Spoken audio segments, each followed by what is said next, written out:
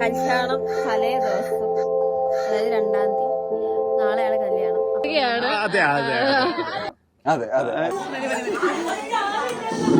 കുറച്ച് മോര് ഒഴിക്കട്ടെ. ഇപ്പൊ കറന്നെടുത്തതാ ഫ്രഷ് മോര്.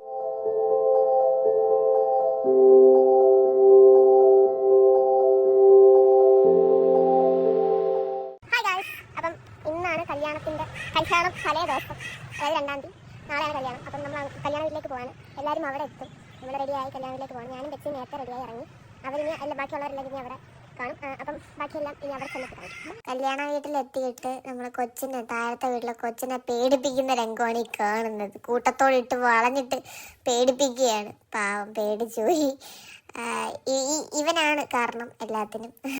അത് കഴിഞ്ഞിട്ട് നമ്മൾ എല്ലാവരും വന്നപ്പം ബാൽക്കണി പോയിരുന്ന് അങ്ങോട്ടും ഇങ്ങോട്ടും കളിയാക്കി അലമ്പാക്കി ബഹളം ഉണ്ടാക്കി. ലാസ്റ്റ് അവിടെ കിടന്ന് അലമ്പുണ്ടാക്കി. എന്നിട്ട് നമ്മൾ പിന്നെ അകത്താക്കിയിട്ട് അവിടെ ചെന്നിട്ടും ഒരു ചെറിയ ഗിഫ്റ്റ് അച്ഛന് കിട്ടിയായിരുന്നു. അപ്പം അതിനെ പറ്റിയിട്ടും ട്രോളി.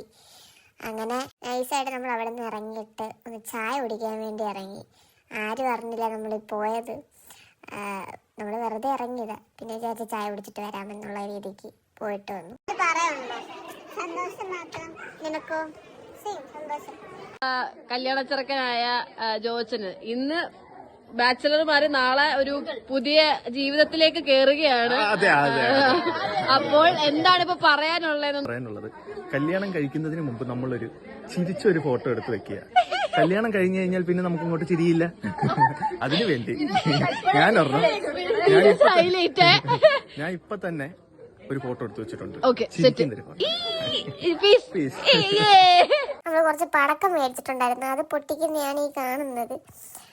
ഇത് മാലപ്പടക്കമാണ് പൊട്ടിക്കുന്നത്. പക്ഷെ അത് ചീറ്റിപ്പോയെന്ന് പറഞ്ഞാൽ ചീറ്റിപ്പോയി. ഫ്ലോപ്പായിരുന്നു, അട്ടർ ഫ്ലോപ്പായിരുന്നു. എല്ലാരും വിചാരിച്ച് അത് ഭയങ്കരമായിട്ടും പൊട്ടു. പക്ഷെ അത് പൊട്ടിയില്ല. പിന്നെ നമ്മള് അടുത്ത പൊട്ടിച്ചതാണ് ഈ മത്താപ്പൂ. ഇത് നല്ല രീതിക്ക് പൊട്ടിച്ച്, നല്ല രീതിക്ക് നല്ല രസമുണ്ടായത് കാണാനായിട്ട്. നമ്മൾ പ്രതീക്ഷിച്ചില്ല ഇത് പൊട്ടുവന്ന്. ഇത് ഫ്ലോപ്പായി പോകുന്നു കരുതിയത്. പക്ഷെ നൈസായിരുന്നു ഇത്.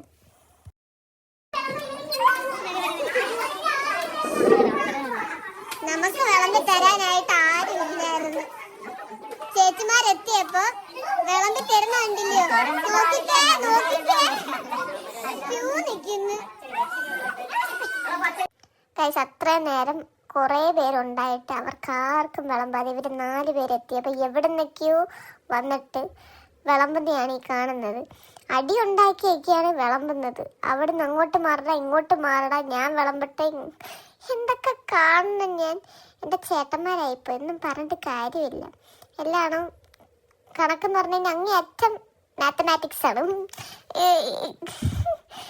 വേറെ ഡയലോഗുകളൊക്കെ എനിക്ക് ഓർമ്മ വരുന്നുണ്ട്. പക്ഷേ ഇവിടെ പറയാൻ പറ്റത്തില്ല. പറഞ്ഞു കഴിഞ്ഞാൽ എന്നെ ഇറക്കയറ്റും.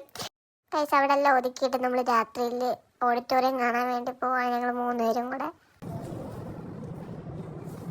അപ്പം നമ്മുടെ ഓഡിറ്റോറിയം സെറ്റ് ചെയ്യുവാണ്. നമ്മുടെ നാളത്തേക്ക് വേണ്ടിയിട്ടുള്ള ഓഡിറ്റോറിയം കളർഫുൾ ആക്കിയാണ്.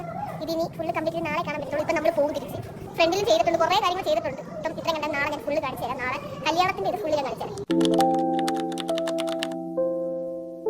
ഹായ് ഗായ്സ്, 3-ാം തീയതി 6:42 ഇന്ന് നാല് ജോസിൻ്റെ കല്യാണം. സോ നമ്മൾ ഒരുങ്ങാനായിട്ടൊക്കെ പോവുകയാണ്.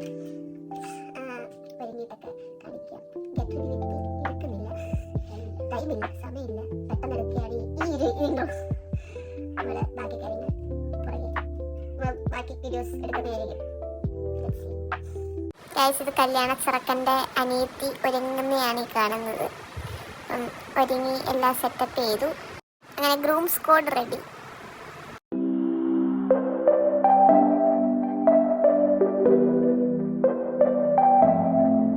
അങ്ങനെ കല്യാണം അവിടെ നടക്കുമ്പോൾ നമ്മൾ കാറിലിരുന്ന് പൊളിക്കുകയാണ്.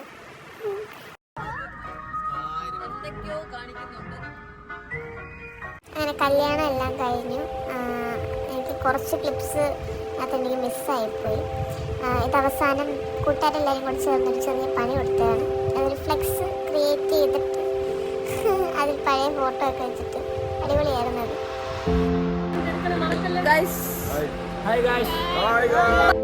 ഞാൻ ചെറുക്കനെ പെണ്ണിനെ വീട്ടിലേക്ക് കയറ്റുന്നതാണ് ഈ കാണുന്നത്. വീട്ടിലേക്ക് കയറി